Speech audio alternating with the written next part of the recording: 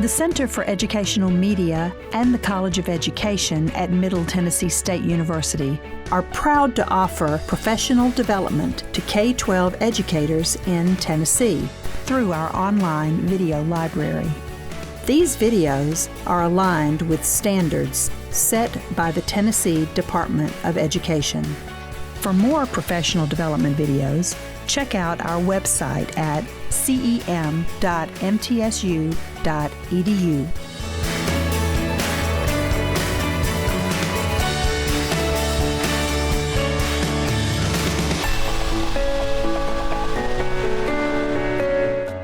We welcome someone who's been nominated more than once in your feedback. So Mr. Corey Mullins. He is from Rutherford County Schools, and he is an ESL specialist in Rutherford County Schools. And so, Corey, thank you for being here, and I will give the floor to you. Okay, well, thank you for having me.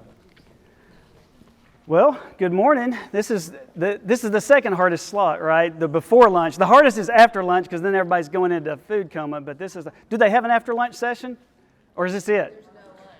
There's no lunch. You just keep going. Oh, okay. How do you do that? You're snacking along the way? Okay, all right. Well, I guess if you get hungry, just start eating, right?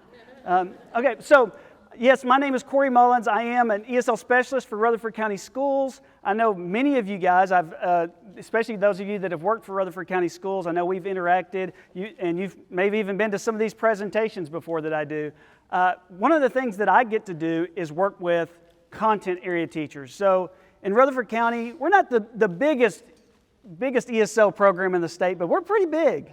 We're the third, yeah. And so thankfully we are really blessed to have a great team of people that kind of does many different things within our district to help support our English language learners. And some of us focus more on the ELD side and making sure that our ESL teachers have everything they need to be confident and successful in teaching in their ESL classes. And then some of us work more on the Gen Ed side, and that's my role. So I work in K-5 for Gen Ed, and I work with those math teachers, science teachers, social studies teachers, ELA teachers who also have English language learners in their classroom.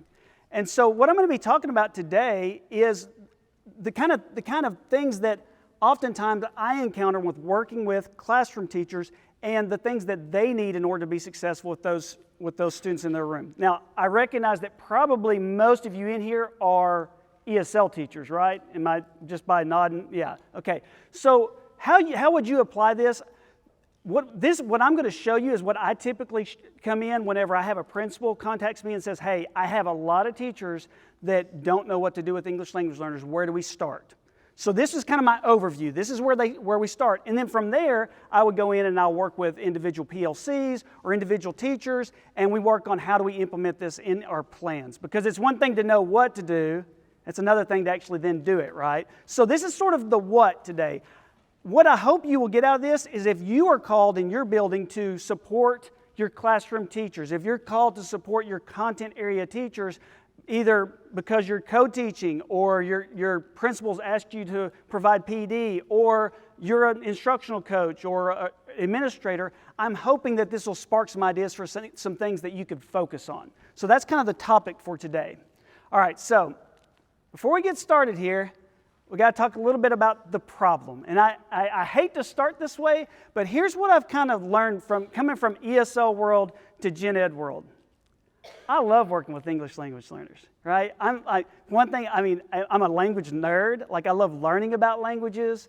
And also English language learners are just precious to me. I have so many great memories of so many different students that I work with, and it's just fun, right? And I think a lot of ESL teachers come from that lens. But it's easy to forget that if you are a science teacher, a math teacher, social studies teacher, you just want those students to get that content. You just want them to get that standard. And so for them, what I often find is they're coming from a very different place. It's a place of frustration. Now, we should be positive and solution-oriented as teachers. I hope you'll see that in this presentation. But I do want to say this for those of us that love ESL. We can't be a Pollyanna where it's just everything is rainbow and sunshine. You will not be able to connect with those grade level content teachers if you come to them from that position. We have to acknowledge there is a problem. So here's the problem. I just want to just spell it out just so we're all on the same page. The student is not fully proficient in the language of instruction. That's not an ideal situation for those teachers. Because here's the thing, our math curriculum, our math standards, our science curriculum, our science standards, they're not made to teach English as a second language. They're made to teach grade level standards that the state has identified for every student to be successful in those subject matters, right? That's what that's for. And so when we get teachers that have students that come in and they're not proficient in the language, it's a real source of frustration for them. So the first thing I always want to hit is have empathy for them. And here's the other thing, they don't have the training that you have. They don't know what to do oftentimes. So it even adds more to the frustration. And I also want to recognize that this is also frustrating for our students. This is not ideal for them either. So it's not ideal for teaching content. It's also not an ideal way of learning content, or language for that matter. Think about this. Okay, if you wanted to learn some language, say like Japanese, would you start that by going and signing up for an algebra class that just happened to be in Japanese? Would anybody do that? No, you would sign up for a Japanese language course that specifically focuses on the things you need to do to learn Japanese. That's what we all get to do, right? When we're teaching ESL, okay, that's not what the algebra teacher gets to do. And in the same way for content, okay, if my goal is to learn algebra, I probably want that to be in a language that I'm fully proficient in. If I'm going to go to the algebra class and I really want to understand algebra, I don't want it to be taught in German because I don't speak German. Make sense? Okay, so we just need to be clear on this. Now, here's what I run into with my content area teachers. Oftentimes, they do not have any training in working with English language learners, or it's been very limited. And so they tend to have one solution to this problem. Do you know what it is? Translation, yes. Because and part of this is the era we live in, right? And we live in the era of translation software and AI. So of course, you got this one solution to your problem. Just run everything through the translation program. Does that work? No, never, almost never. That's not to say that translation never has any place as a scaffold. There are certain contexts when it can be helpful, but just blanket translation of everything we do, it doesn't work. For one thing, again, what are we talking about here? We're talking about learning grade level standards. So if I got a fifth grader, has he ever been in fifth grade before? Probably not. So he's seeing those things for the first time. So if I get a kid and we're going over photosynthesis and they've never seen the concept of photosynthesis, is me giving them a translation of photosynthesis going to help them? No, not at all. Okay, so a much better approach is going to be to make our grade level content lessons accessible to English language learners. So this is when you're working with your content area teachers, this is where I'd really advise you to focus on, saying to them, okay, I feel your frustration. I know this is frustrating you, and I also know it's frustrating for our students. So let's figure out some ways we can make this more accessible to them. So that's going to be kind of the topic of today's lesson. And so I'm going to start with a couple of foundational concepts. These won't probably be new to you as language teachers, but it will be new to a lot of the teachers you work with or you support. And also, I just want to make sure, even if it is new to you, that we're going kind of deep enough in this that we can teach it to others. Okay, so the first one is a concept called continuum of instruction. If you've ever worked with special populations or you've ever looked at maybe some of the research of Dr. Anita Archer or someone like that, you know there's the research behind this. But if this is new to you, I just want to kind of go through it step by step, just like I would with the teachers I work with. So all instruction happens along a continuum. And that continuum ranges from explicit instruction to discovery learning and exploratory problem solving. So all instruction is going to fall somewhere on this continuum. It could be 100% explicit or 100% discovery learning, or it could be 50-50 or 70-30, whatever. But it's all going to fall somewhere on here. Now, when we talk about these terms, what we mean is explicit instruction is that deductive approach to teaching, where we take the whole, right, and we show how all the parts fit together. Step by step, we're really breaking it down. Here's what we're doing, here's how this part works, and this part, so they see the whole. Discovery learning is inductive. So that's more like we're taking all the pieces, we're exploring them, we're finding them, we're figuring out how do they fit together, what do they mean. Okay? Now, here's where this becomes critical for those teachers that have English language learners in their class. For most science curriculum and most math curriculum, especially today, because in the past we did not do enough discovery learning, we didn't do enough exploratory problem solving, most of those curriculums have shifted over to being more focused on discovery learning. But what we know from the research is not all students benefit equally along this curriculum, or along this continuum. So, for example, students with limited English, students with below grade level content knowledge, and some students with learning disabilities will benefit from an extra dose of explicit instruction. They're really going to need you to go back and go over it and break it down step by step and show you how all the things fit together. Okay? On the other hand, our students that have advanced levels of English and high levels of content knowledge, oftentimes they need an extra dose of the exploratory learning. They need you to stretch them a little bit. Now, please don't misunderstand what I'm saying here. I am not saying that any student only needs one or the other. All students need the full continuum of instruction. Okay, did everybody hear that? Everyone needs this, okay? Our students with limited English still need discovery learning. They still need to go through that productive struggle. Inductive thinking is a critical skill for learning science and learning mathematics. And by the way, as we all know, being a limited English is not mutually exclusive with having high levels of content knowledge, right? They could be limited English but still be a math whiz or know a lot about science, right? But it will impact the ratio at which we give them this instruction. Not everybody's going to need the same ratio. And so where this becomes important for our teachers, especially our teachers that are working through a discovery learning curriculum, is they need to understand that there's going to be a time when your students are exploring and you're going to be pulling a group of maybe English language learners back to your teacher table, and you're going to be explicitly going over the vocabulary of the lesson and breaking down those concepts because they weren't able to fully get what was happening in the exploration. So just to go a little bit deeper with this, I don't want to get too pedantic here, but I do think it's important to understand this. The reason that is the case is because discovery learning actually takes a lot more background knowledge to be successful. So imagine if I gave you, you had to put together jigsaw puzzles, and I had two options for you. They didn't have a box top, you couldn't see what you were doing, it was just a pile of puzzle pieces. And in one pile I said, this is going to be the Statue of Liberty.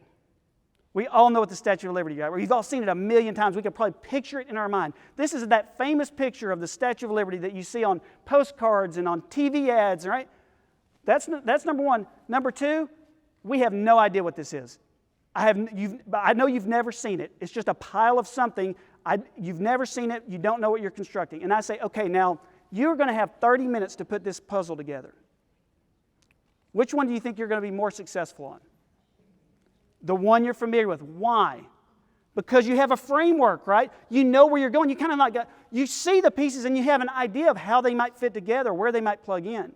And this is critical that for those students that maybe do not have that background knowledge, that includes both content and language, right? Because language is part of our background. If I don't have the vocabulary or the grammar or the syntax to fully experience the exploratory learning, I'm not going to get the full benefit of exploratory learning.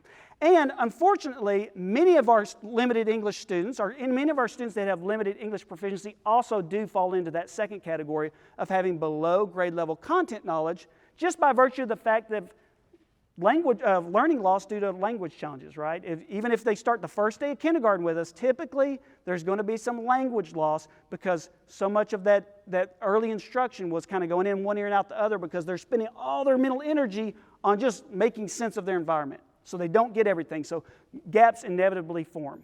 So this is where small groups are so critical. So for my teachers, I'm always saying, look, you're going to have to pull your English language learners aside at some point in the day and go over this stuff with them step by step. Make sure they know the vocabulary. Make sure they see how the concepts and the vocabulary connect together. Okay? So that's concept number one. And we could spend all day on this, but this is the main thing that I need my teachers to know. Your ELs need all of this, but they're going to need an extra dose of explicit instruction. The second one, and I know this is not going to be unfamiliar to anyone here, is comprehensible input. Okay, this is Krashen, hypothesized this over 40 years ago. It's probably the most talked about, used, influential idea in second language learning of the last half century. So I feel confident we know what this is. Our classroom teachers do not. Okay, so this is number one. We've got to be able to explain this to them. But also, what I often find is that even people that are familiar with this concept misunderstand it. Okay, so I'm going to give you an example here. When I work with teachers, occasionally even with language teachers, like ESL teachers, what I sometimes find is they think comprehensible input means slowing down and repeating. Now, if you've ever learned a second language, you know that does help, doesn't it? Slowing down, I mean, that's one of the first things you learn is like, could you repeat that? Could you slow down, right? We've all been there if you've ever learned a second language. So that is helpful, but that in and of itself does not make something comprehensible, right? Okay, so even if I speak slowly, so we've all seen these demonstrations of comprehensible input. But if I just started speaking to you slowly, probably a lot of people in here speak Spanish, but I know there's probably some that don't. So if I just said, ayer comí el almuerzo con mis compañeros de trabajo.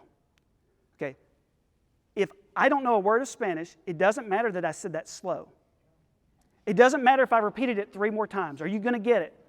No, it just sounds like gibberish if you don't know what those words mean, okay? So that's not it. Those are helpful, but that's not it, okay? So I'm going to give you my definition of comprehensible input, and I think you're going to find this works every time, and if you show your teachers this and teach your teachers this, they'll understand it and be able to do it. So I define comprehensible input as new language that is comprehensible to the language learner due to a combination of prior knowledge and context. So let me just kind of break that down. So here's the thing that we get. We get the context. We've probably all seen, again, going all the way back to Krashen, and there's been a million examples since then. I think we've even done some here in these where they do the demonstrations where they're talking about things. So they'll say like, esta es mi mano.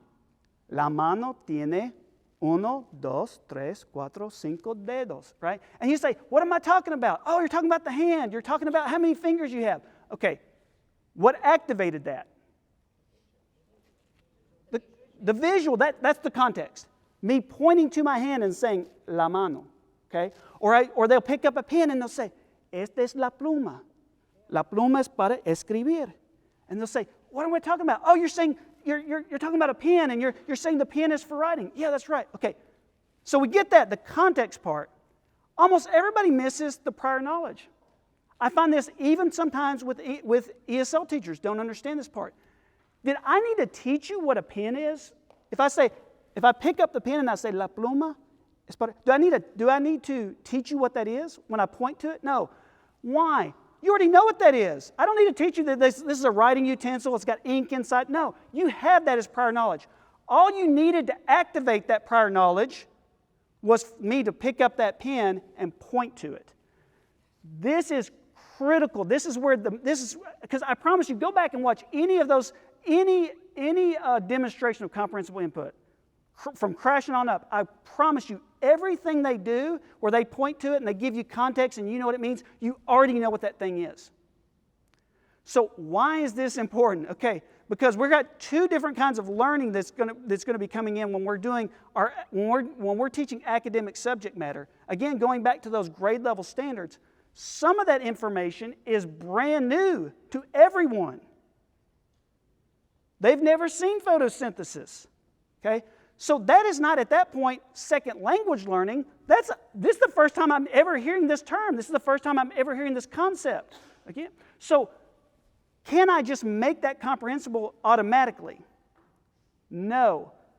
But what I can do is I can bring in all the words around that I use teaching around that and add context to them, and then that makes it comprehensible. So what I'm really doing in comprehensible input, we're talking in a grade level content lesson, what I'm really doing is I'm giving you all the pieces that you need in order to get up to the same level as the native English speaker.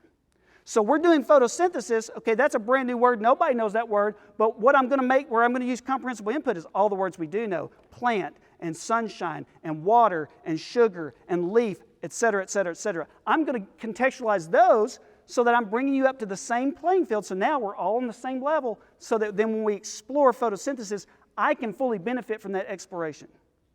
This is the proper application of comprehensible input in a content classroom. Many teachers miss this, so you may have to explain this to them. What makes it comprehensible? Yes, it is the sweet spot for learning, but what makes it the sweet spot?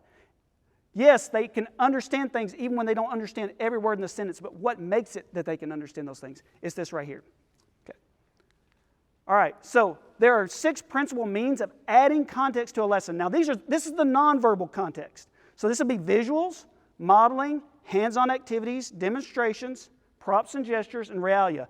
The realia is the only one that's kind of the teacher word. Probably most of us are familiar with that, but if it's a new word to you, it just means using a real object for its intended purpose. So if I show you a picture of the microscope, that's a visual. If I set the microscope down and we look through it for the part of the science lesson, that's realia. We're using that real object for its intended purpose. Okay.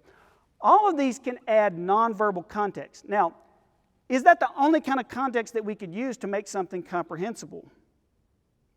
Is it all nonverbal? Do you use context to understand new things? What do you use? You probably use the words around that new word, right? Okay, so there can be both nonverbal and verbal context, but here's the issue with English language learners. That the ability to use verbal context to establish new meaning, okay, to activate that prior knowledge, that builds up gradually over time. And so the language that you have is not a sufficient source of context, at least until the intermediate level. Okay? So when we use nonverbal context, it benefits everybody. It helps our beginners, it helps our intermediate students, it helps our advanced students, it helps our native English speakers. Nobody benefits from having this added to the lesson because, again, it's giving context for everyone. So I'll just tell you this: I have I'm teaching my son Spanish. He's in 10th grade, and I've got him on a program. I've designed a program for him where we're counting his hours and how much comprehensible input he has, and and I just tell you, he's up to about 350 hours. And by the way, he's a nerd like me, so I'm not torturing my child. Okay, he wanted to do this. He was like, yes, I'm on board. He's up to about 350 hours of using comprehensible input and some targeted language instruction, some targeted vocabulary, grammar, and syntax. And he's just now getting to the point where he's starting to be able to use language around the new language as context. So this is really important. It takes a while for this to build up. It's not just like one day they can read a sentence and figure out what that word they don't by using all the other words. This is something that really gradually develops over time. Our teachers need to understand that. Okay, so what I'd like to do now is just show you a few examples of how I sometimes apply this in the class. There is no right or wrong way, though. This is where I'm constantly telling my teachers, look, there is no right or wrong way to use a visual, to model, to do hands-on activities. Just do them. Okay, you're not going to hurt your English language learners by doing more than just the more the better. Okay, but I want to give a few examples of the kind of things that we work on with our classroom teachers. Okay, so the first one is using visuals to transition from concrete to abstract. Something I realized after I had sent this in, I work K through 5. I have a counterpart that works 6 through 12. I didn't include secondary, so I'm apologizing right now. All my examples are elementary. I have secondary examples. In fact, especially for math, we have just a brilliant lady who works at one of our middle schools who teaches ESL math, and she's got tons of examples of this kind of stuff where she's doing it with secondary standards. But just so you know, the concepts are the same. They still apply equally. So for example, when I talk about going from concrete to abstract, we can use visuals to represent something that's happening in math using those concrete objects, because mathematics really is just an abstract representation of the real world. Everything we do in math has an analog in the real world. So in this example, you can see, it's pretty self-explanatory, but I'm starting with a set model, right? I've got a set of apples, and we can see that one part of the set is green and 3 parts are red. Okay, think about that. This is visual, it's tactile, it's a real concrete object. You can't get any more concrete than that. From there, I transitioned to tiles. And now I have a set of tiles. And I can see that one part of this set is green and 3 parts are red. It's still visual, it's still tactile, but it's a little more abstract. From there, I transitioned to the fraction strip where we're coloring it in. We've colored in 1 part green, 3 parts red. Okay? From there to the number line where I divide between 0 and 1 4 times, and we count over 1 time, and then from there to a pure numeric expression. When you engage in these kind of activities where you're using visuals to show how the bridge from the concrete reality to the abstraction, it will help your English language learners who are limited proficiency get around the barrier. I came in right at the tail end of the last person who was speaking. I heard her say, math uses language, right? Absolutely. So how do we get around the language barrier in math? We have to do things like this, context adding means. All right, so this is one way that we can do this, and again, you can find lots of examples of this online. You could play around with this, but the main thing is that we're transitioning from concrete to abstract. Okay, another thing you can do is just use visuals to make concepts more visible. Again, did I say who I was talking about earlier? Sweetie Anand? Miss Anand, if you ever get to go hear a presentation or see her teach, she's amazing. I get so many ideas from her, but one of the things that she really showed me when I went in and watched her teaching secondary students that were a lot of times beginners, but she's teaching them secondary mathematics standards, on grade level standards, is if you really visually represent a concept, really and truly, you don't even have to use words. So I'll just give you an example here. So I'm just going to show you this so you can see the visual. I'm not going to tell you what idea I'm trying to represent. I think you'll figure it out just from the visual.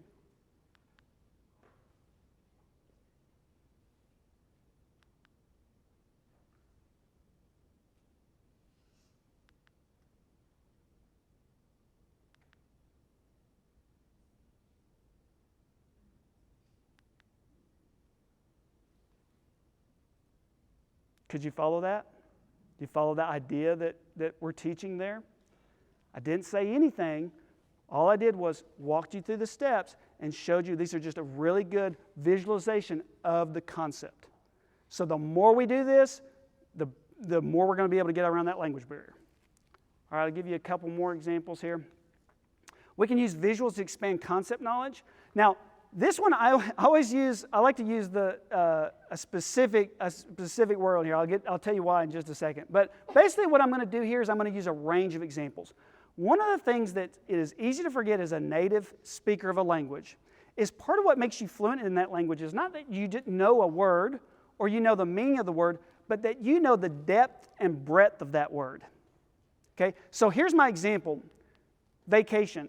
I always like to use this one because I have this distinct memory of working with a group of English language learners, and we came to something in the text and it talked about going on family vacation, and no one knew what it was. And these were kids that were on the verge of exiting the program. They were advanced. And I got to thinking about that. Why do they not know this word? Well, there's a couple reasons. One, it was a high poverty school, and I think most of them had probably never been on a vacation. Some of them have never been out of Rutherford County, right?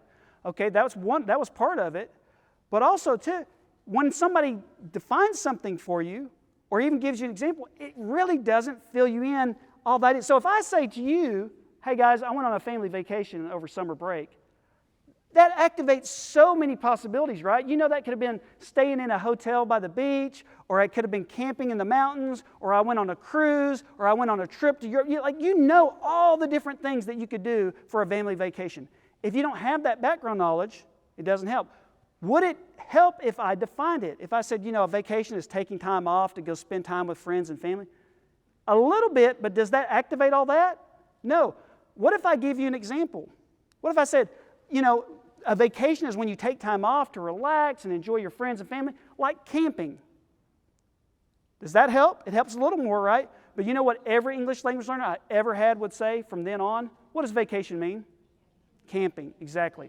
So to avoid that, to get around that, all you want, this is like the simplest scaffold ever. Just do an image search and just pull as many pictures as you can there. pull in 4, 5, 6 pictures, just showing the range of examples. So when I'm telling them about the vacation, hey guys, today we're going to read about a family going on vacation. Here's just a few pictures up here. You see some people at the beach, you see some people camping, you see some people going on a trip, just so they know, okay, this word means a lot of different things depending on the context. Okay? So same thing if we're doing this with academic vocabulary. For example, one of our standards is our students know that an organism is an individual living thing. I can define it. I can say an organism is an individual living thing like an elephant. But again, especially my students with limited English proficiency, from then on, they're going to say an organism is an elephant. Just to get around that, I just go and I just pull lots of different living things in there. I can pull from all different parts of life so that they can see there's a bigger concept, adding breadth and depth. This is something one of the things that I encounter frequently with my classroom teachers that are teaching content is they feel like they don't have enough time. So I'm always looking for like high utility, quick things. Literally, you can put a slide like this together in under a minute. It is such a quick, easy scaffold to make that language comprehensible. All right? Academic word banks with visuals. This is a real example from a 6th grade social studies teacher here in our district. Those of you that have looked at our middle school social studies standards, you know that it's insane, right? And by the way, because we put so much focus on ELA and math in elementary, we do less social studies now. So when they get to middle school and they are required to, our English language learners are drowning because it is so much advanced academic vocabulary. So what this teacher did, and she's at a high population EL school, is she took every single word from her standards that they were required to know, and she made visuals for them, she made anchor charts, she made graphic organizers, and then she put up every unit in a column on her wall, from floor to ceiling across the entire wall. And then she had blinds over them. This is so great. Teachers are so great at coming up with it.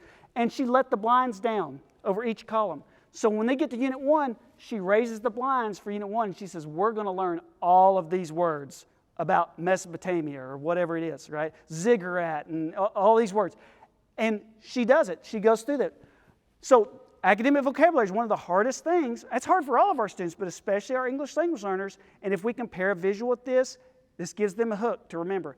Also, guess what? What do you always do after you read and talk about something in class? You end up writing about it. Our English language learners always need a word bank. That is a critical scaffold. So right here, we got a word bank right here. We've been talking about a class, and now it's up there, and now they can refer back to that. So academic word banks with visuals. These are things that I would encourage your content area teachers to do. Okay? Front-loading vocabulary. We're probably all familiar. We use this a lot in ESL, right? The poem. Now, there's different versions of this. I think the original version, and I've done it this way too, is where you actually label a picture with sentences, and then you diagram the sentences, and that is fantastic too. It's a great way to learn, like, nouns and verbs and things like that.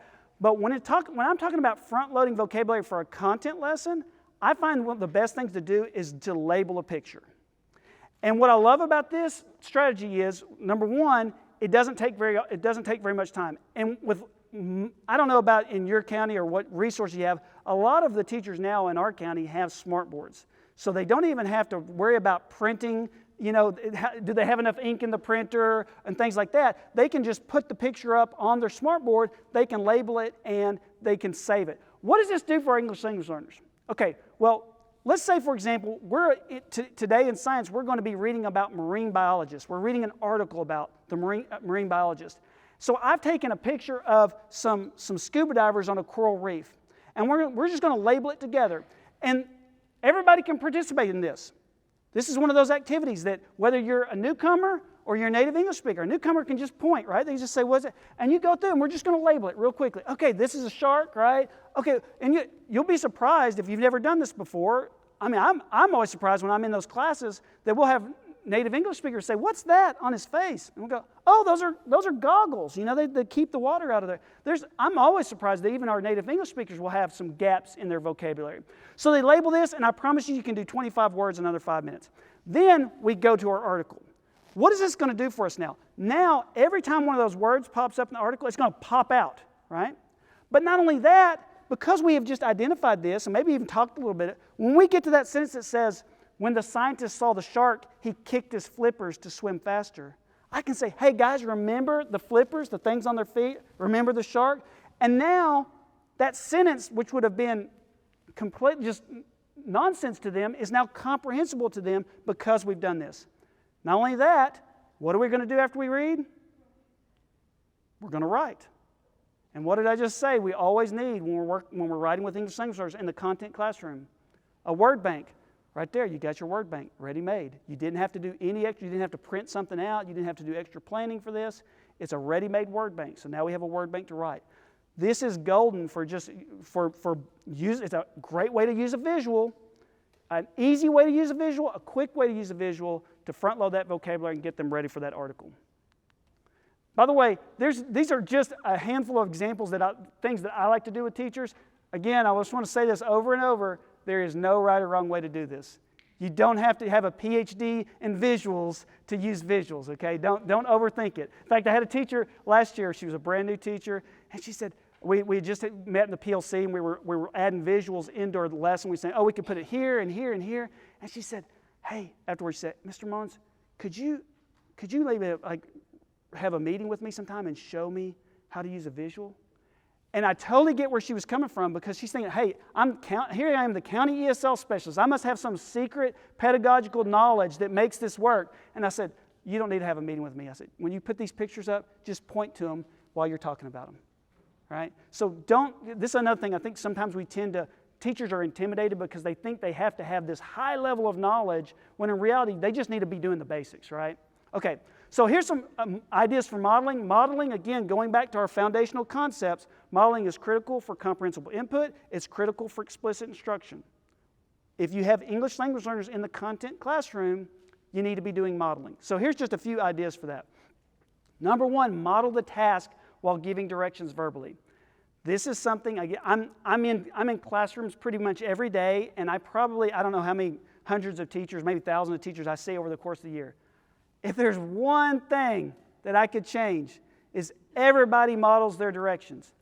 I can't tell you how many times I've been in even kindergarten classes where the teacher says, okay, boys and girls, you're gonna get out your whiteboard, you're gonna get your marker, you're gonna go to your cubby, get your chart, then you're gonna go to the carpet, and and they just keep going and going and going. And somehow I'm like, I've lost track.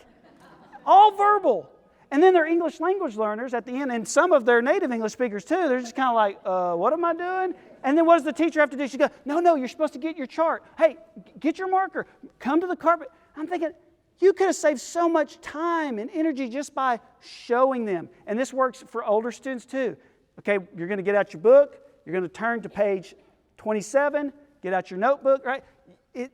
We don't have to overthink this. Model your directions. It is just such a simple thing. You don't even have to plan for it. Just do it. Okay? The other thing is think alouds with gestures and visual support. So much of what we do, this is that curse of knowledge that we have as educated adults.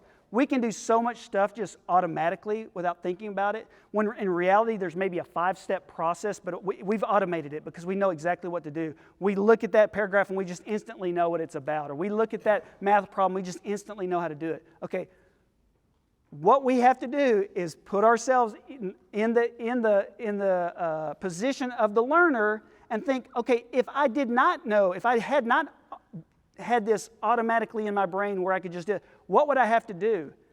And so at that point I go, okay, now when I'm modeling, I'm going to have to go, okay, for step 1, step 2, this is the first thing we do when we solve the math problem, or we're annotating that paragraph, and I'm saying, okay, here's what I do. When I see this pronoun right here, this he, first thing I'm going to do is look for who is that referring to? And then I'm going to reread the sentence. Oh, it goes back to this name at the beginning of the sentence. I cannot tell you how many times I see English language learners, even upper intermediate English language learners, that cannot tell you who the pronoun goes with. It could be in the same sentence, or it could be 2 sentences down. They cannot follow the logic of the sentence. Why? No one's demystified it for them. No one showed them how to do that. So just be thinking aloud, showing them how you're solving the problem, or how you annotate, circle, underline, highlight, and it's going to go a long way for them being able to understand what you're talking about in the lesson. Okay? The next one is using the I do, we do, you do with visual demonstration. Again, I know this is probably basic stuff for some of you guys, but I promise you that in most of our content classrooms, our teachers are not doing enough we do with their English language learners before they release them to do an independent task. Where I see most lessons going off the rails, whether it's an ELA lesson or a math lesson or science lesson or a social studies lesson, is when we get to the independent task. They don't know what to do. We release them too quickly. We haven't modeled it. So if I'm modeling what to do and I'm using visual demonstrations along with that modeling and I'm doing it and then we do it together, now you're ready to do the you do. Model language frames. This is another one. So again, I don't want this to sound negative because we've actually made a lot of progress in this regard. I go into classrooms all over the district and I see lots of turn and talks. That's a big improvement, and I'm really happy that our teachers are doing that. And I can tell they're making an effort to do that. One issue, though, with the turn and talk is they don't know what to say. Okay, so to get around that, what we do is we need to model our language frames. Okay, we need to model them. We don't. Oh, by the way, just for a program, what time am I supposed to be done? I just realized I have not looked at the clock one time. I'm just up here just enjoying talking to you guys. 11:50. 11:50. Oh, okay. I got loads. Okay. I just realized I go total time blindness when I start talking to teachers about teaching English language learners. Okay. All right. So model language training. So I'll give you an example. There's a first grade teacher here in my district, and every time I go in her classroom, she models everything they do for talking. And so she doesn't just say, this is what I hear most of the time, turn and talk to your partner and tell them what you think. That's too vague.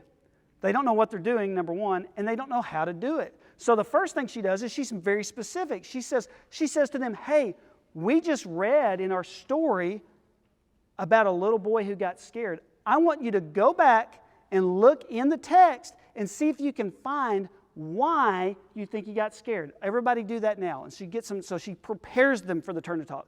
So they do that. Okay, I hope you found something. Now you're going to share. But before you share, boys and girls, here's how I want you to say it. I think he's scared because, repeat that after me. I think he's scared because, right? And then she'll say it again. And she'll say it again. Okay, now, using the evidence from your text, we're going to turn and talk, and don't forget to start your sentence with, I think he's scared because, and then she'll clap her hands and go. And I'm telling you, I've seen first graders that are level 1, beginning English language learners, using that language. She prepares them for success. She models that language frame, and she does it every day, over and over. I bet if I was in her class all day long, I wish I could be, I bet she probably does this 50, 100 times a day. And her kids, their speaking is so, so beautiful because she's doing that. So just model the language frames. Make that turn and talk something that's really productive. Okay? Provide a finished example. This is something, by the way, this is not just anecdotal. I hope you know that everything we do, although it's certainly things that we have seen success with, it's also research-based. So there's a wide body research on this. It's sometimes called the worked example effect. When you give students time to do independent tasks, if they have a worked example, a finished example, they're far more likely to be successful on that independent task. Okay, so if we're doing a science model, or we're doing a math problem, or we're annotating a paragraph, whatever it is, if I already have a worked example that they can look at, it's going to help them. Couple things with this. One, for our English language learners, it helps them to get around the language barrier because they can go back and just visually look. Here's step 1, here's step 2, here's step 3. Here's the color-coded steps, okay? But 2, it reduces the cognitive load. If you think about how much mental energy it takes, and some of you if you've learned a second language, you know when you're in an immersive environment and you're just surrounded by native speakers of that language you're learning, how mentally exhausting it is. Imagine doing that all day plus you're learning content. Okay? That's a lot of mental energy. But now on top of that, I've given you an assignment and you've got to remember step 1, step 2, step 3, step 4, step 5. It's just, we're not setting them up for success. So by giving them this worked example, that takes off some of that cognitive load. They're not so overwhelmed, and they can go back and they can go, oh, let me see what the teacher did for 1. Oh, okay, right? is huge. It's something that I don't see enough teachers doing, and it has a profound effect. They're much more likely to be able to do that independent task if they have a model, have an example. All right, we've mostly been talking about instruction. What do we do to make those content lessons, those math lessons, those science lessons, those ELA lessons comprehensible? Yes, ma'am? Before we move on to that, let me share some comments that have come through online. Michelle Collins in Morgan County said, a great example of using visuals. So that's out of Morgan County. Ms. Ford said, this is a must for our high school students, especially when we're deep diving into literature pieces over multiple weeks. I think she may have been talking about the labeling and the word bank. And then last, Rachel Roshan at Metro Nashville said, modeling is a great tool in secondary as well, especially for annotation tasks. It helps our exceptional ed students as well. Absolutely. Yeah, and thank you for those comments, by the way. Those are excellent. That is a good point, too. I want to say this. I kind of mentioned when we were talking about the continuum of instruction, a lot of these things that help get around the language barrier, they also help those students that maybe have a learning disability that's made it more difficult for them to see the thing the first time. I was just talking about this a couple days ago. I was meeting with one of our science specialists, and we were talking about when we do remediation for students and when should we do remediations. And I was specifically talking about some of our students in our special populations. And I just say this, I put it like this. I see 3 categories. Okay, remember like when you're in kindergarten and you would do the little connect the dots? You know what I'm talking about? And you, like your teacher would give you it's a horse, and you'd connect the dots, and at the end it was okay, right? Okay. Here's the thing, there's three types of students. There's first group of students, you show them the connect dot, and they instantly go, that's a horse. They just see the pattern. Immediately they see the outline. You're going to have a second group of students that they go, I think this might be an animal. I see this looks kind of like a head, and I think these are legs. And all they need for you to do now is kind of explore a little bit and show where those pieces fit together. You're going to have a third group of students where they look at it and they just see a collection of dots. And it doesn't matter how much you talk about it. It doesn't matter all they see is just a scatter plot of dots. They don't see the pattern. What are you going to have to do for those students? You got to connect the dots. You're going to have to go back and say, you start right here, and you go from here to here, and from here to here, and you show them how it all fits together. There's nothing wrong with doing that. Some students will need that. Some students are going to need you to unpack it for them. Show them how all those, that's what they need to be successful. Okay, so you're going to have students that automatically get the pattern. You're going to have some students that get pieces of the pattern. You're going to have some kids that don't get the pattern at all. That's okay. They can all be successful as long as we're teaching along that continuum of instruction. Okay, talking about speaking, one of the things that we know for our English language learners is that they are going to be more successful in learning that content if they can talk about the things they're learning with one another. But the talking has to be productive. And this is where I think sometimes we run into, or at least I run into sometimes resistance with my classroom teachers. I'll say, hey, when we were in class, great stuff, but we never got to talk about what we were learning. And they'll say, well, we can't talk because they're going to get off task. It'll create behavior problems. They're going to have and we know these are real issues, right? So I want to talk about just real briefly, what are some things we can do to make sure that they are not falling into that trap? Okay, so just a couple tips. So number 1, you need to utilize small groups to enhance the engagement and deepen learning for speaking. Whole group there's going to be extreme limits to that, especially for our language learners. They're not going to just speak up automatically. Okay? So, but when I get them in a small group, there's much more likely to be comfortable and willing to speak. This is why often for probably a lot of you that are in counties where you pull ELs out and you do a pull out small group, that's part of it. They're much more comfortable and going to be able to do more, be willing to risk more when they're in that small group. But what are the things that we need to do to make this successful? Okay, number 1, I need to allow ample time to process concepts and questions. There's a lot going on in an English language learner's brain, right? Because they're receiving it in one language, and then depending on how long they've been learning the language, they might also be translating it into their other language, contemplating the answer, translating it back into English. Okay, that takes time, doesn't it? You know what? This is something that I didn't realize until I started coaching teachers, and then when I became a specialist and really saw teachers across the county over and over and over again, I began to pick up on a pattern. So you might see this in other teachers, or you might see this in yourself. One of the things I've observed is that teachers that do not give their ELs wait time are constantly feeding them the answer. I see it all the time. They'll say, okay, what's the setting of the story? Do we see trees? Are they in a forest? Right? And it's just constant. I'm like, they just do not give them enough time to process, and so they're just constantly feeding the answers. So if you catch yourself doing that, feeding your students the answer, or you see a colleague doing that, I promise you that's a wait time issue. So that's just become like my little, like, instantly it's like, alarm going off in my brain when I see that in classrooms. Oh, we need to work on wait time. We need to give our students time to process before they speak. Okay, the second one is giving everyone in the group a role or a task. Part of the reason that our students get off task is because you haven't given them something to do. You just said, talk in your group about what we learned. Yeah, they're going to be off task in like 20 seconds, of course. So number one, give everybody a role. There's a couple different ways we could do this. We could have specific assigned roles, like, okay, Jorge, you're the person that reads the question. Maria, you're the one that records the answer, and like everybody, like those kind of roles. Or everybody could have the same role, but they have to do it for a specific task. So, okay, everyone's been given a question. Each of us have to read the question, and each of us has to record someone else's response. I've given them a task. I've given them a role. When you give students something specific to do, they're much more likely to stay on task than if you just give them vague directions. Here's another one. It's very similar to this, chunk the learning.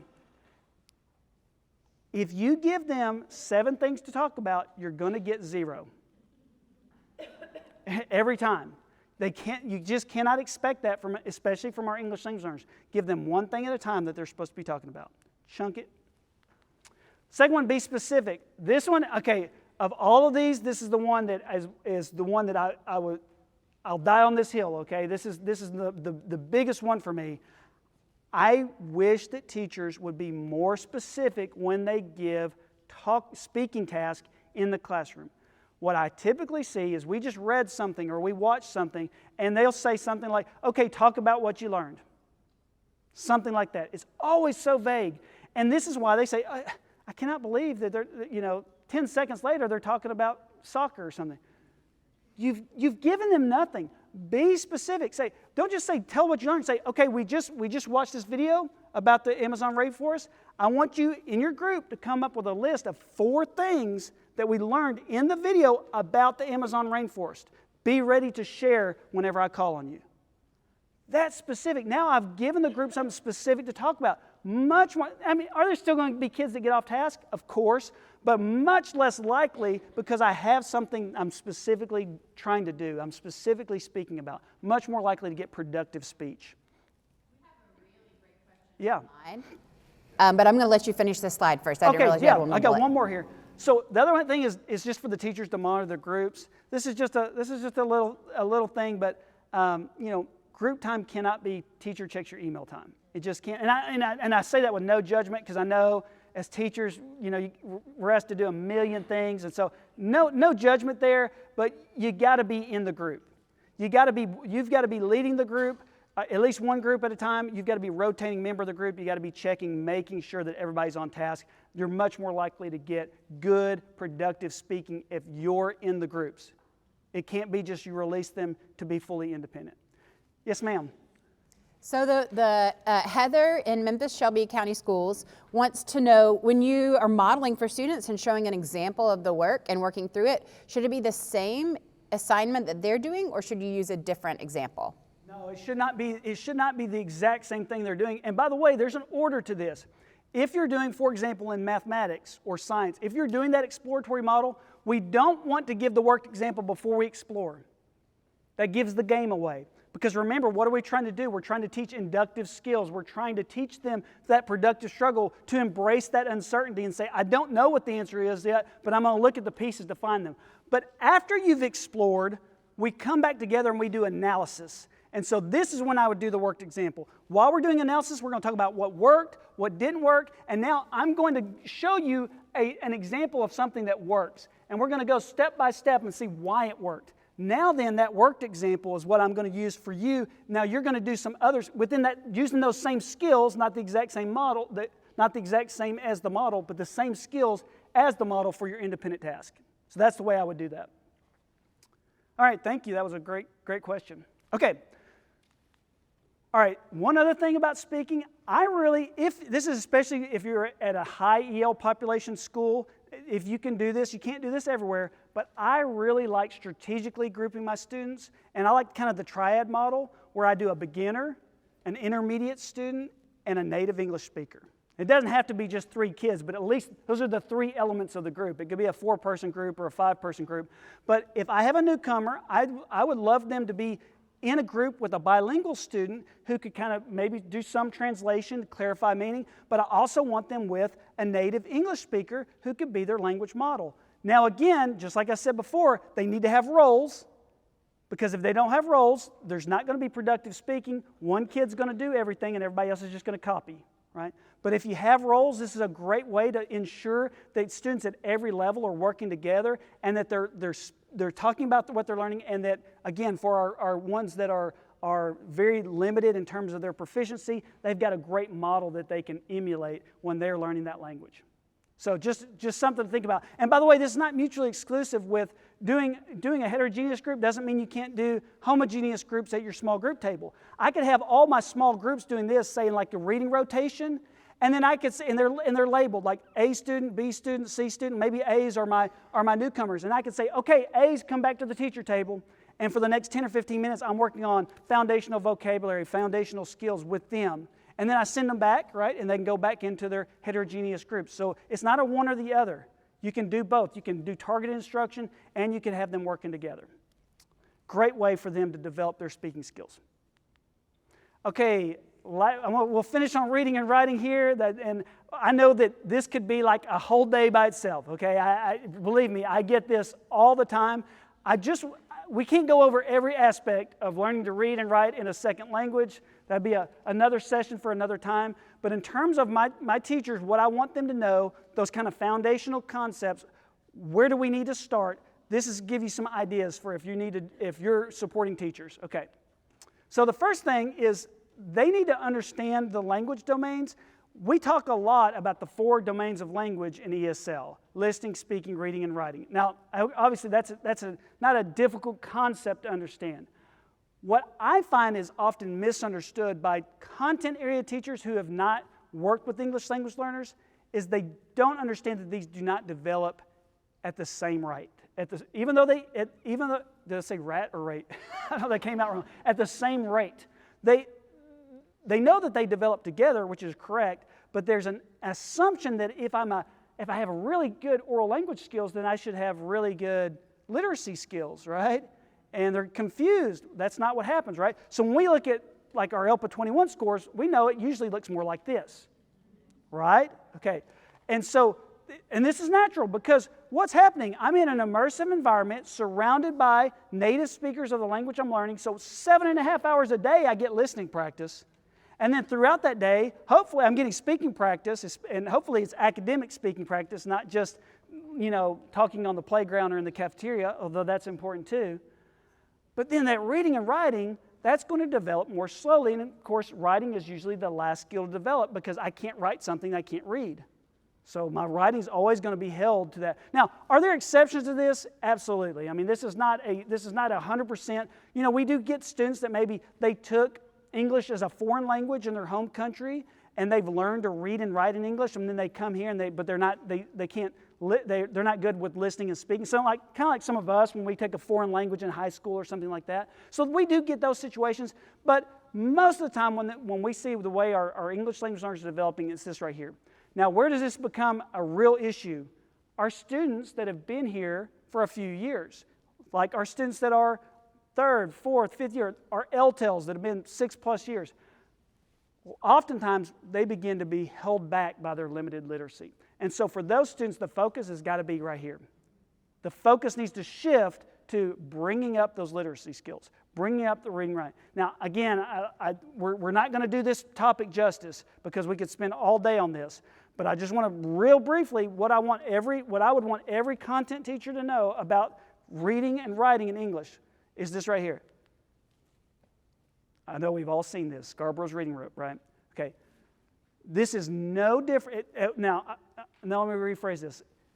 There will be differences in terms of how students learn this and the quantity in which they need these things, but there's no difference in their need for these things, okay? So if we look at Scarborough's reading rope, which I'm sure most of us are familiar with, if you're not, it's basically just an infographic with the last, 50 years of reading research kind of boiled down to one picture. And what we see is that when it comes to reading, it's really a combination of two things. There's language comprehension, which is where we combine multiple bodies of knowledge to form meaning. That's our background knowledge, our vocabulary knowledge, our grammar, our syntax, that structure. And then there's also a word recognition piece. That's the phonological side, the decoding side. So that starts as those step-by-step processes where we hear the sounds and we encode them that eventually become automated. Now when you or I read, we don't have to sound out words anymore. But at some point, we had to. At some point, we started out learning those kind of step-by-step skills. And here's what often happens with our English language learners. They fall behind in reading because of language loss due to limited English proficiency in the early grades. So many of our English language learners, I don't know about your school system, but I would say probably a lot of school systems, if you look at the background of these students, many of them started with us in kindergarten, first grade. Or they may have even been born here. And we think, why are they 2 years behind, 3 years behind in reading? Because, again, like I mentioned earlier, when we were doing those foundational skills, they come in with limited English proficiency, and a lot of that core foundational instruction gets lost. Now, when they've been here a year or two, they get to this point and they're able to receive that instruction. We've already moved on in the curriculum. This was fascinating. Last year I was looking at some data with one of my principals, and it was a high EL population school, and so they had a lot of English language learners that were in reading intervention. And we were just kind of looking at different ways of like slicing the pie. How many of them are in this grade? How many of them have done this? How many done? And I said, let's pull the ones that were in pre-K because we have a pre-K program there. And so we pulled our English language learners that had pre-K. Guess how many of them were in reading intervention? 0. We both looked at each other like, what? Okay, what happened? They had a year just to absorb the language before they started learning the foundational skills. So this is huge. So what happens when we get behind and we get to 4th grade, 5th grade, or even secondary, right? The curriculum's already moved on from that. So I'll have 5th grade teachers that say, hey, I have this English language learner. I really want them to be working in complex grade level text, but they can't sound out words. Like, what am I going to do? What do I do? Well, the simple answer is they're never going to be able to tackle that complex grade level text until someone has addressed that issue, that deficit. And probably what's happened is every year somebody said, oh, they're English language learners, and they passed them on. Right? This happens all the time. Okay, and so I'll talk about this in a second. Who remediates? Well, but this is the issue. Our students, our English language learners, we have to go back and fill in these gaps. There is no way for them to become proficient readers, whether it's the word recognition side for those students that don't have those skills, or it is the language side where they still haven't developed the syntax, they still haven't developed the vocabulary. Vocabulary is going to be your big killer of comprehension, obviously, when it comes to that part of the reading rope. Because by nature of being a second language learner, they have a much smaller vocabulary than their native English-speaking peers. So just real briefly, here's what I tell all of my teachers when we're working with ELA with our students. They're going to need more time for this. It's not different, it's more. They need more vocabulary instruction. They need more foundational skills. They need more close reading strategies. If I am focused on these things, I can bring my students up. Now, again, there's so much that we could unpack here, but when it comes to these foundational skills, somebody's going to have to go back and pull a small group. Right? If it's something we've moved on, when it comes to these close reading strategies, and we're working on third grade strategies when we're supposed to be working on seventh grade strategies, somebody's going to have to go back and fill in some gaps. So here's the question that comes up a lot. Oh, actually, I got one more thing, and I'll come back to that. Key linguistic instructional scaffolds. This is simple, and this is again coming back to that thing where I often encounter with teachers. They overcomplicate things. They say, I don't know what to do, and they feel like they have to have a PhD in ESL to do this. Basically, whenever we're in literacy, when we're doing reading and writing, our key linguistic instructional scaffolds are just going to be those words, phrases, and structures, so sentences and paragraphs are either going to be visualized, they're going to be organized through a graphic organizer or thinking map in some way, or they're going to be provided. Word bank, sentence stem, paragraph frame. That's it. It's going to be one of those three things, and 99% of the time, that's going to be the scaffold. We're either going to visualize it, we're going to organize it, we're going to provide it, or some combination of those. So I just always want to tell my teachers, don't overthink this. Don't feel like you have to reinvent the wheel. These scaffolds can be simple, but these are necessary for reading and writing. Okay, I think this is the last thing. Who's responsible for the remediation? This comes up over and over. There's not a week that goes by where I don't get a question about this. And my boss is here, and she knows she gets these phone calls and emails all the time too. This is a constant for us. Okay, who's responsible when those kids do fall behind and when they are 2, 3, 4 years behind in reading? Is it the ESL teacher? Is it the reading interventionist? Is it the classroom teacher? All the above? Okay, I'm just going to tell you, I think the answer is going to vary depending on a lot of factors. Are we talking about elementary or secondary? Are we talking, what's your schedule like in your building? What are your resources, right? But here's the bottom line. So I would say my answer would this be, the person who's responsible is whoever can do it.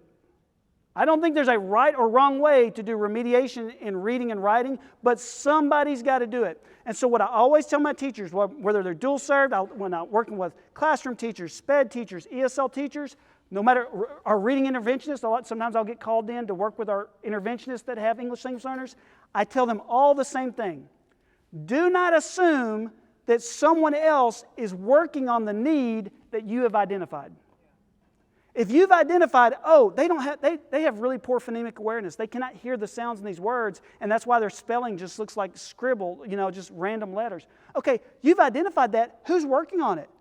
Don't just assume, they're probably working on that in small group during ELA time, or they're probably they're seeing the interventionist for that. No, make sure, and the biggest way to get around this is to make sure that when you share students, you're talking to one another. Because if those dual cert students, where they're in SPED or RTI, they're in ESL, the classroom teacher, if every teacher that is working with that student throughout the day talks to one another and makes sure that we're all rowing in the same direction, that remediation is going to get done. Or we can get creative and say, hey, I need an EA to work with them in the hallway. I'm going to give them some material. I'm going to train them how to do this routine, right?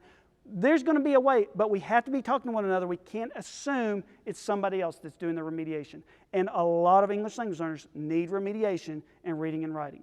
So this is kind of one of those key points. Okay, I think we're just about out of time. I'm down to 1 minute. So here's a summary. So what do we need to thrive? Our English language learners need to thrive in those content area classrooms. They need that full range of instruction, from explicit to discovery learning. It's not one or the other. They need comprehensible input. Okay? They need to, again, this is, if I could say one thing, if nothing else that we got out of this whole, we need to be activating prior knowledge with context. Every lesson, all day long. That is the number one thing you could do for your English language learners is making sure there's comprehensible input in your instruction. Opportunities to process the learning through speaking. And it needs to be productive language. It needs to be talking using the academic language, academic standards, making sure that it's structured. They need intensive instruction in reading and writing. Again, that's a big subject, but somebody's got to do it. They're gonna need that. They're gonna need some gaps filled in. And then lastly, they're gonna need some linguistic scaffolds for that independent work. That one should be an easy fix. If your teachers don't know how to do that, you should be able to go in and just show them, like, here's a word bank that goes with this lesson. Here's some sentence stems that go with this lesson. Here's a graphic organizer that goes with this lesson. Don't overthink that one. Just make sure that your teachers know that this is going to be important for independent work. All right, that's it for my discussion. I hope that maybe sparks some ideas for you. I think we're going to have question Q&A. time. Is that right? Okay. Right here. Going back Go ahead. going back to what you were discussing about the modeling, how can we be more proactive with those students that are newcomers, that you're going to give that example of that modeled work to them so that they can see from the start to finish what this looks like and what we're expecting from them? How can you be proactive with preventing them from wanting to just copy it? Because I do worry about that. Right. So I think that goes back to when we do the model, it's kind of the question we had there. I'm not modeling the independent practice you're doing. I'm modeling the skill, but and I see this a lot. I will see in both the classroom, in the content classroom, and in the ESL classroom, where we're writing these sentences, and I'm actually giving you the sentences that you're writing down for your task. That you're exactly right. All it is copying. So in order to prevent that, I need to give a model. I need to talk about, we color code it, whatever we're doing, and then I'm going to give them word bank, sentence stem, whatever scaffold they need to be successful, but they've got to do it. By the way, just something that kind of goes along with a big issue I see with sentence stems and sentence frames. That is a scaffold to teach syntax. What a lot of teachers use, and there's nothing wrong with this, but it's not the proper use of the scaffold. If you're using it for its intended purpose, is they use them as fill in the blanks. Now, you can use a sentence frame as a fill in the blank for like a time saver, that's fine, but they will not learn how to write that sentence if they're using it as a fill in the blank. In order for that scaffold to work, they have to be writing out the sentence. So when I give them the model, I give them the scaffold, the sentence frame, they've got to write it out. And there needs to be some repetition there, because what is a scaffold? It's something that can be taken away later. If I'm doing fill in the blanks and I take away the fill in the blank, they cannot write. If I'm doing sentence frames where they're practicing this and they're repetitively, like, I know this because, and they're doing it repetitively, I'm going to be able to take that away, and when it's time to write that essay, I'm going to be able to write, I can do this because, or whatever it is. Is that okay? I have a question. How do we bridge the gaps for newcomer students that are 15, 16 years old, and they're put into all of these classes, and we're trying to also help them with English at the same time? Yeah. Okay, the short answer is they're not going to be able to fully participate in all of the standards of that in most cases. I mean, I'm just going to, I'm not saying that they will not be able to engage with the lesson or be able to get academic standards. There's also some other things that go into that in terms of their background knowledge. But let's just assume that they have zero English. Are they going to be able to do everything? If they're 16, they're probably a junior. Are they going to be able to fully catch up in 2 years? Well, what the research shows is that for most language learners, if they're starting from scratch, it's usually about a 7-year process. So unless we're keeping them until they're like 25 years old, I don't see how they could fully participate in the language of instruction if they're not fully. Now, that's not to be an excuse or to say then we just set them aside. We should be using those scaffolding methods that will help them. And I mentioned earlier, I don't like translating for everything, but for those high school newcomers that are coming in and they've gone, K through 9 in Mexico, and they're fluent readers and writers, and now we're doing high school level material, would it be appropriate to provide a translation for that article? Absolutely. In those cases, we're going to be utilizing that more. But we have to be realistic about the time it takes to learn a language. I always say what all teachers want, that content teachers want, is miraculous language acquisition, right? They just want like the heavens to open up and just all of a sudden, I'm like, that kid that got here 3 weeks ago is like on grade level and they're ready for TCAP. It's just not a possibility. I don't know if that answered your question or not. But what was the question? I mean, okay. It does and it doesn't, because That's the struggle I'm having because I teach newcomers at the high school level, and I also teach French, so I understand language acquisition. Right. But I mean, it's just I get very frustrated with it because I'm like, okay, they have to take the ACT in order to graduate. They have to do this. They have to do that, and they don't have the time in any day to do that. Right. Again, there's so much that goes into the background. Our students that come in and they're literate, they have content knowledge. Those students, I think you can scaffold and bridge the gaps. But you guys know this too. We get kids that the first day of 10th grade is their first day of school. I mean, so I would just say there's probably not going to be a one-size-fits-all, but depending on how they're coming to us, I'm just going to have to be realistic. I may be able to get, if they have the education background, they have the literacy background, I may be able to, through intensive scaffolding and translation, get the content to them, but they're not going to be there for English. For those students that come to us that are SIFE students or they have those big gaps, they're not going to get either, if I'm just being honest. I know I don't ever want to sound negative but again, I think we have to be realistic about what our expectations. And so for those students, I would want to set them up for success by saying, what are we going to do after school? How are we going to continue this learning that you've started? There's a really great book called The Newcomers. It's a journalistic book where journalists followed a group of newcomer students at a high school in Colorado for a year. And it's really inspiring, and I think is a great thing for any ESL teacher to read. As a former ESL teacher, I absolutely loved reading it. It's not like, hey, here's the solution, but it does a really nice job of unpacking the complexity of the problem. And I think that helps us think through the solutions really well too. It's called The Newcomers. I was trying to look at my phone really quickly to see if I could find the author's name. If somebody else finds it before me. I wish my counterpart was here too. I do K-5 and I have a 6 through 12 counterpart. She probably could have given you so much better answer than that. I'll keep looking for it. In the meantime, we've got another comment right here. Oh. So I'm just loud. So No, I would challenge. They did hear for the. Oh, I'm sorry. Okay, so I would be interested to see how your ideas and your presentation would be adapted for 6 through 12, because we do have a lot of very specific hardships for 6 through 12. We also are dealing with our English-only law and how that works at a high school level, because yes, we know to get them the content, to get the grade in the class to graduate, we just don't have time, right? But then we're all struggling with this English-only law. How much can we do and still be within the limits of the law, so we're not getting in trouble or our district isn't getting in trouble? But I would be interested to hear what your 6 through 12 person who is in this every day, how she would modify or adjust this for high school. Well, and I will say this, I mean, this is the reality for secondary teachers. When we look at the gap so going back to, let's say we have a student that doesn't have foundational reading skills, we were talking about before, okay? I know that if they're getting put in first grade, we're teaching comprehension skills and reading and foundational skills together. But if they're getting put into 9th grade, that's a whole different issue right there, right? And again, this is where it's just going to come back to saying, who's going to teach them this? We need to be just talking about who's going to fill in these gaps for them. I think it does get harder when you go to secondary. There's no doubt about it, especially for those students that have huge skill gaps.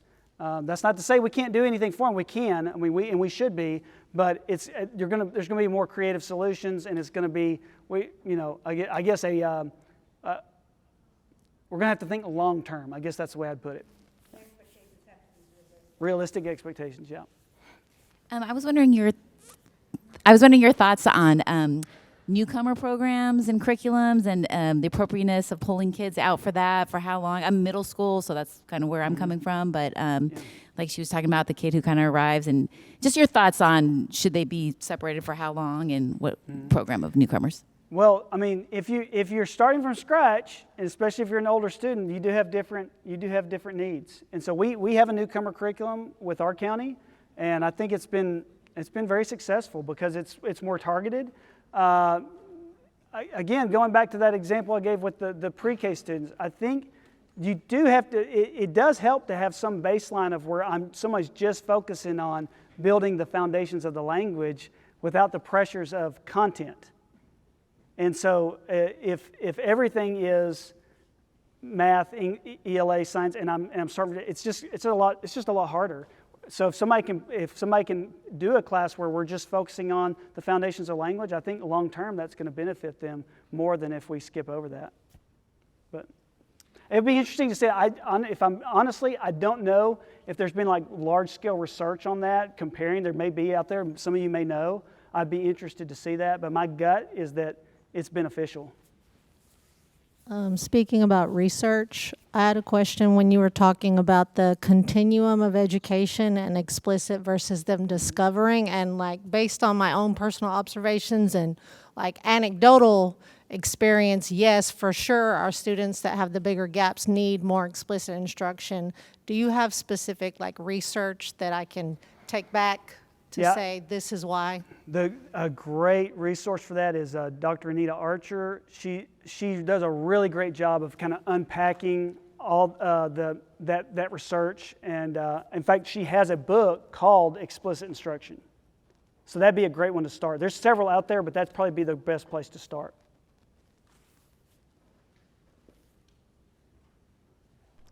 I just wanted to let you all know that Helen Thorpe is the name of that author. There's also an article by a researcher named O'Day that's very empirically based about the benefits of explicit instruction for English learners specifically. Anita Archer has a lot of great theoretical base and a lot of work with special education, but is not always as directly related to ESL. Jennifer O'Day is the article. I can share that with anyone who would like it. I'm looking to Dr. Clark because what's the best way to do that? We can also add it to our educator resources page. That's what I was thinking. Because where you're getting the PowerPoint is where we can post information like that. So if you can get us a screenshot or something by email, then we can put it up. Sure. I can share links to the articles. Okay. College professors have all the greatest resources. You get all the free articles, right? You get paid to read. I know. I love being that. I love having that amazing. role. Thank you for sharing that. I'd love to read that. I want to give a huge thank you to Corey Mullins. This was jam-packed with ideas, practical strategies to use, and I really appreciate you being here.